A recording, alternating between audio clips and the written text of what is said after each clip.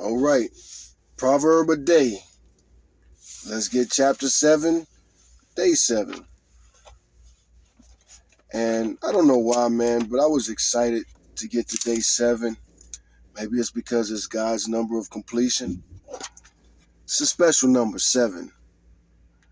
G for God. Another warning about immoral women. The first few chapters really do focus on this because when you talk about these are the choices, these are the hardest temptation for us men, and these are the ones that we really have to be careful about. There's a saying that behind every successful man is a good woman. But behind so many setbacks and tragedies and falls are bad women. And those are usually the mistakes that we make as men, especially as young men. We choose the wrong women. We go just off of looks, what we're attracted to and what's in our vicinity. Patience is a virtue. And man, oh man, let's read. Chapter 7. I'm reading out of the Fresh Start Bible. And here we go. Another warning. That's what it says right there.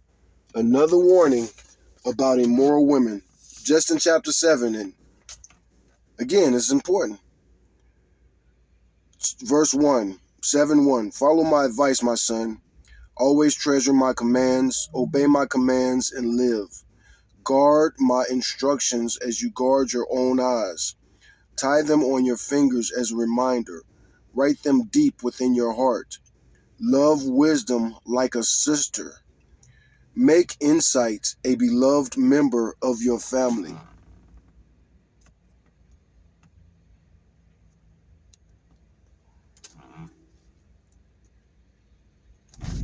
Verse 5. Let them protect you from an affair with an immoral woman, from listening to the flattery of a promiscuous woman. While I was at the window of my house looking through the curtains, keep in mind this was written thousands of years ago. While I was at the window of my house looking through the curtains, I saw some naive young man, and one in particular who lacked common sense. He was crossing the street near the house of an immoral woman, strolling down the path by her house. It was twilight in the evening, as deep darkness fell. The woman approached him, seductively dressed and sly of heart. She was the brash, rebellious type, never content to stay at home. She is often in the streets and the markets, soliciting at every corner. She threw her arms around him and kissed him, and with a brazen look she said, I have just made my peace offerings and fulfilled my vows. You are one I was looking for. I came to find you, and here you are. My bed is spread with beautiful blankets, with colored sheets of Egyptian linen. I've perfumed my bed with myrrh, aloes, and cinnamon. Come, let's drink our fill of love until morning. Let's enjoy each other's caresses, for my husband is not home. He is away on a long trip. He has taken a wallet full of money with him and won't return until later this month. Verse 21. So she seduced him with her pretty speech and enticed him with flattery. He followed her at once, like an ox going to the slaughter. He was like a stag caught in a trap, awaiting the arrow that would pierce its heart. He was like a bird flying into a snare, little knowing it will cost him his life. So listen to me, my sons, and pay attention to my words. Don't let your hearts stray away towards her. Don't wander down her wayward path, for she has been the ruin of many. Many have been her victims. Her house is the road to the grave. Her bedroom is the den of death.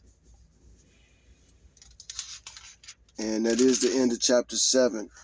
And I've lived a long life, and I made those choices, man, just listening to my hormones, chasing women. And again, you want to avoid sleeping with strangers. If you don't know a woman well, get to know her. And if she's just insistent that you sleep with her and you just met her, take that as a warning. Heed those warnings, man. I didn't go to college. I went to jail, and I remember some of those conversations we would have at the table. Me and the other brothers sitting around just talking about the neighborhoods we coming from, talking about the things we dealt with, and they used to talk about them girls burning, gonorrhea, chlamydia, herpes, warts.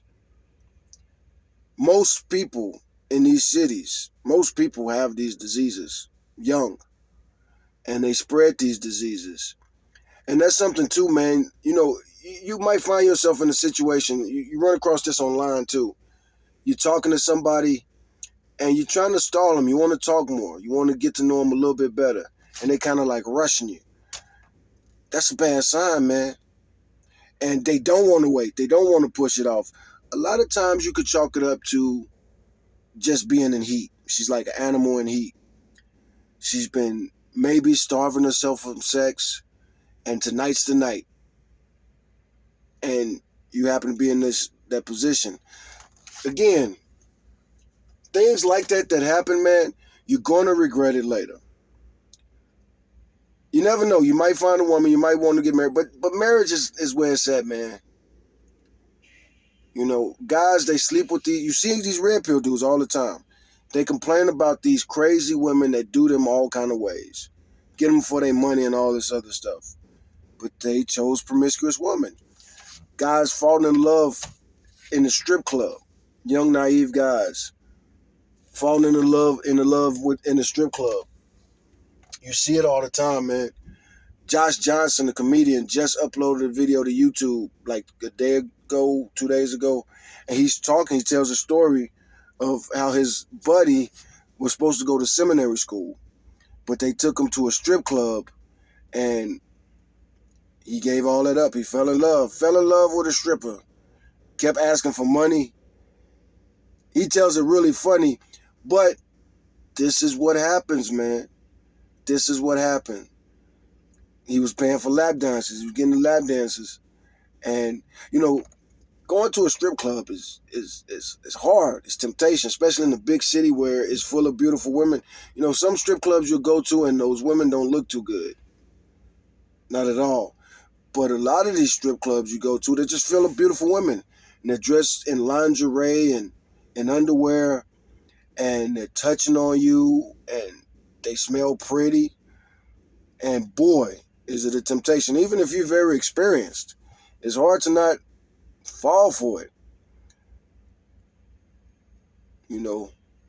As they say, hoes gotta eat, but they don't have to eat you. Look for a wife. Try to get married.